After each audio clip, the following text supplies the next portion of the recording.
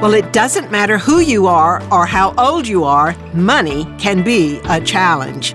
I'm Mary Lowman, and we're going to talk about that on Walking Worthy in the Workplace and in Life.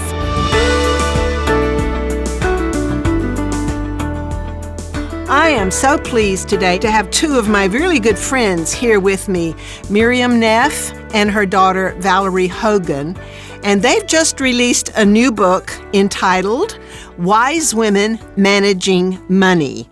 So welcome, Miriam and Valerie. Thank you. We're glad to join you, and we are excited about that Saturday event. Hi, Mary. Yes, indeed, and we'll tell you more about that in a minute. But I want to let you know that I have read this book, Wise Women Managing Money, and I can tell you it is a book most women should be reading. So as we start this conversation, Miriam and Valerie, I'd just like you two to share your wisdom as what you've learned about how women of every age and stage of life really need to be more knowledgeable and a better stewards of their money, regardless of whether they have a lot of money or maybe not so much. So just jump in here and share your thoughts with us. Well, first of all, we take a biblical approach, and we are stewards. That's the word that's important, Matthew 25. We don't own anything. God entrusts it to us. He loans it to us. So for every woman coming, whether it's about their bank account or stewarding their wardrobe or their investments, and we'll talk about all those, the overview of realizing it's all God's is vital, and it's so countercultural. We need to get together and emphasize the principles, and we'll go through them step by step on Saturday, that make it so that we're honoring God. Yeah, and Mary, we've seen the statistics now where women will be managing. It's in some cases over 50% of the United States wealth, and that number is growing and growing. It could be due to widowhood, divorce, or remaining single, but women will be handling this in the most part on their own. They may have helpful advisors or whatnot, but we're also seeing data that women don't in general feel confident about it. Now that's not true for every woman. There's women that manage and finance and investments all the time, but overarchingly women are not feeling as confident in this area. So we really wanted to give tools as to how we can be confident and come from a position of strength when managing money. One of the things that we do is we take the basic things like having a really clear spending plan and how to do that. And then because everyone will be receiving a book, we can refer them to going into more depth there. But the basics of spending plan all the way through to building surplus and investing and picking a financial advisor. I have experienced in the women I serve, some when they become single are practically entering poverty. And some have great wealth, and the same principles apply to all. So I say everyone needs to come and bring your teenage daughter or your life group or your small group. Yeah, I agree. I remember many years ago when I was very young and on my own, I had the idea that I didn't have to worry about money until I was married. And then we would worry about money. And I just wonder if you find that true with young girls today, say young career women who are just getting started, and they're not yet putting a money plan in place. We do find that. And in fact, 50% of the women in the United States are single. And again, it's all those different factors. Some may just be single and never married. Some may be divorced. Some may be widowed. So the fact is we don't know when that will happen, an upcoming marriage or not. But at least half the time, women are single and needing to manage this. So for whatever reason they may be putting it off, even women that are married will think, oh, well, he does the finances, he's better at this, I'll just let him do that, or someone else in the family. But, eventually we stand alone before God and account for how we're stewarding. So we have the ability, and we've seen women become very vulnerable and just not advance in investment or savings, deferring to others. It's really up to each one of us to take responsibility to be the best and to step into all that God has for us in this area. Yeah, I'm sure that's true. I I have a feeling that if your parents didn't teach you the discipline of saving money when you were growing up, you probably don't realize how important that is. Would that not be true? Well, we know that some of the younger generation don't expect to ever pay off their credit card debt. And we're rather blunt about that. That's called stealing. Now, we know that the culture says spend it, buy it, and hope your income will raise to match that. But that's not biblical, and that's why we're encouraging every woman to learn. And we do talk about marriage when there are differences, coming together on those and how to do that. But the fact that we stand before God alone and we do oversee a lot of wealth, and some unexpectedly, some not. But that gives us a motivation so that when it gets tough, and like right now we have with this inflation stuff and gas prices and all that, this gathering is at a strategic time because there's some tough things to face. Many generations before, we were not only were women not taught to save, they weren't taught to earn or taught to invest. So we're looking at several challenges here where we're really taking this up and saying everybody needs to know how to do this. Absolutely. And isn't it true that in many cases marriage problems begin with finances? That is the second most likely reason for divorce in the statistics. First is infidelity as a reason for divorce. Now, these are statistics you can get that aren't necessarily Christian, whatever, but I mean just in general. Yeah. The arguments that, let's say the couple is not in agreement, so they don't have a will because they haven't decided what they're going to do about that, and they have children. Okay, then you're not taking accountability for who's going to care for that child if something happens to you. I mean, it sounds like, okay, we'll just postpone this, or we'll wait because we don't agree on the budget, we'll just bumble along here. Biblical principles don't support those kinds of decisions. Yeah, and money issues are really a symptom of a heart issue. Call it a symptom or a lagging indicator. So they reveal a lot about what we value. Spouses are different. I love an old Larry Burkett quote that said, if both of you are the same, then one of you is unnecessary. I love that. Yeah. We're not the same, but it's kind of a hard issue of trying to work together and collaborate and really get to where we're rooted in contentment, we're rooted in our identity in Christ. So a lot of these money issues are really just kind of an outflow of other root issues.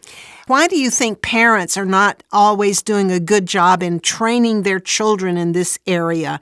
Because if they, I guess, don't practice good financial disciplines themselves, then they don't teach it to their children. But it seems to me that that's where a lot of the problems begin. They're not taught by their parents. Is that not true? Well, yes, and also the best teacher is example.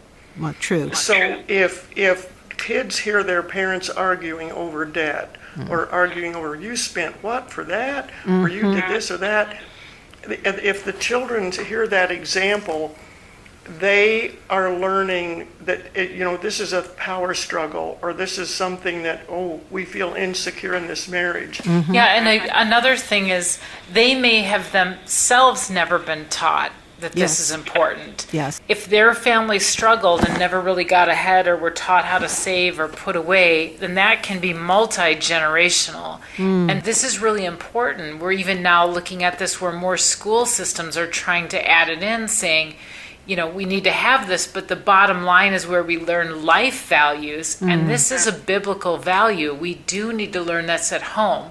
So the encouraging thing for women or anybody who didn't learn this at home is the Bible is a great teacher on it. Absolutely. So wherever you are in this process, if you're a parent with young children or you feel like, well, I didn't do the good job I should have done, it's never too late to start, right? Oh, it's never too late. And we'll talk even about investing. I didn't start learning about that till I became a widow. And it's been one of the most fun learning curves. If I can do it, and I'm a word nerd, not a numbers nerd, if I can love investing, anybody can. So there's a lot of fun stuff we can talk about. Yeah, I'm really looking forward to this seminar that we're going to have on Saturday, June the 4th. And anyone who wants to can join us. You'll find all the information about that at christianworkingwoman.org. And we will have a book, one of your books, to give each woman who attends, Wise Women Managing Money. What would you say, besides what we've talked about already, what would you say are some of the critical issues that women today are maybe not aware of when it comes to managing their money? Yeah, so they're maybe not aware of what it takes to save, how to manage a budget, how to record things. So we'll talk about that. How to put away for an emergency. So we've now seen what we've been through over the last 2 years, how critical that is. How to have margin in their budget and savings, but then how to move forward to save for the future. That is all very countercultural. The culture is telling us spend everything now. You need to be better, faster, stronger, prettier, better clothed, whatever. I think women really need to know about that, and also to know how to feel confident about how to put money away for the future and how to have it grow, how to be that 5 or 10 talent steward. Yeah, I love that. And don't you think that what we're facing now in our culture, I guess it's a worldwide thing with inflation, and all of us sudden are like, are you talking 8% inflation? I'm thinking it's 10 or 15 because it is, we're really strapped for money. This could be a really good opportunity for us to learn what are we doing with our money that we really don't have to do? Where can we save money? And one thing we learn is that when there's a hardship in our life, God uses it to grow us to become a better Christian, a stronger Christian. Now, I don't welcome this hardship, and I don't welcome inflation, but I can tell you it will have us looking more closely, specifically, at what goes out of the discretionary side of our budget. And yes, in the book that everyone will receive, there's a nice big pretty T with blanks in it that you can write that down. You can begin to take those things out really quickly before your auto pay and your debit card go racing away. Yeah, so we'll talk about details, but also talk about the overarching concepts like contentment. That's something we could all use in our budget. And also identity and who we are. So one thing we can take out of our budget right away are things that we do just to impress others, right? Yes. We're living for an audience of one, which is the Lord. So our culture can kind of steer us away from that. So in some ways, this can be getting back to that basic principle of, why are we spending it, and what is the ultimate result of that? Is it doing what we want it to do for us in the long run? There can be such freedom, don't you agree, in learning that and living that, because we put ourselves under a lot of tension and pressure in thinking that we must make and earn and buy and own in order to have value, I guess. Well, we have a different formula. We say, know it, own it, like it, or change it. But all with a biblical foundation. And I think we need to think about what is the end game. Well, our end game is to step into all the Lord has for us. He wants us to come from a position of strength and wisdom and knowledge. And I think ultimately to help others, not just to be a bottleneck with the resources that He's put in our life, but to look around. I mean, the Bible talks about how we can actually cause other people to praise the Lord with our generosity. And we can't get there if we don't have any extra. So having a little bit of surplus to be able to give and share and help comes with managing it well ourselves. And there is such joy in having something that you can share with others. My father, he never had much money. I mean, he had a simple job, but he had the gift of giving. And he just loved to give money away, to the point that my mother wondered, would they have enough on food on the table? But just living with him all those years, and now I am beginning, I think, to learn, it's such a joy. Jesus said it. Why don't we believe it? It is more blessed to give than to receive. Well, I think this day is going to help people get on sure footing for that. And I say there are two bookends to the day. The first talks we're going to be talking about, it's all God, it's entrusted to us, and He's created us uniquely to oversee what He's given us. And I'm not going to say the last bookend, come on Saturday, and you'll hear That's right. the last bookend of the day. Yes, this is going to be such a good day. And I just want to remind everyone again that it's on Saturday, June the 4th. It's in downtown Chicago. So if you're anywhere near Chicago, please come join us. It's a half day. We begin at 9 and we end at 1. And you can register online at christianworkingwoman.org. And Miriam and Valerie are both going to be there and share from their great wealth. Miriam has a ministry to widows, which really, that's a lot of your ministry, is it not, Miriam, helping widows who are suddenly now in charge of their finances? In going through that myself and someone trying to scam me out of the life insurance money I had, I realized God gave me a pretty strong backbone, but I began to discover people who really needed strength and someone coming alongside them. And it really started with widows and has branched out. Others were Yes. saying, hey, that kind of applies to me. Oh, and me too. And so it just has grown. But yes, that was originally the core. Yeah. And still the core of who we're talking to. Yeah, But Valerie's audience is much bigger than mine and more multi-generational. So we're a kind of a unique duo, and I'm so glad, Mary, you're letting us both show up. Well, you are a unique duo, and Valerie not only is the young one among us, but she has a degree in law, and she's a certified financial planner. So this woman knows what she's talking about, and you will be so benefited if you come to this seminar on Saturday, June the 4th. I hope we see lots of you there, and we'll have one of their books to give you when you come. Miriam and Valerie, I know God's going to use it. He's going to use it in the lives of the women who come. And if you can't make it, maybe you live a long way off, just get the book, Wise Women Managing Money, and you will be glad you did. It's full of really practical, wonderful, biblical help with money. Anything you guys want to add before we close it out today? Nothing really to add, just Mary, thank you for giving us this opportunity. We are going to be there and enjoy every bit of it, and we are going to trust that God gets a lot of honor and glory because we women get together and we get wiser with our finances. Absolutely. And I would just add, we're going to have a great time doing it. So we'll look forward to seeing everybody there. It's going to be a lot of good, wise words and a lot of fun. Some laughter, I would imagine, as well. Oh, yeah. Do we ever have the stories? Okay. Thank you again for being with us today for our Walking Worthy podcast. Love you both. Thanks so much. Thank you. Bye, Mary.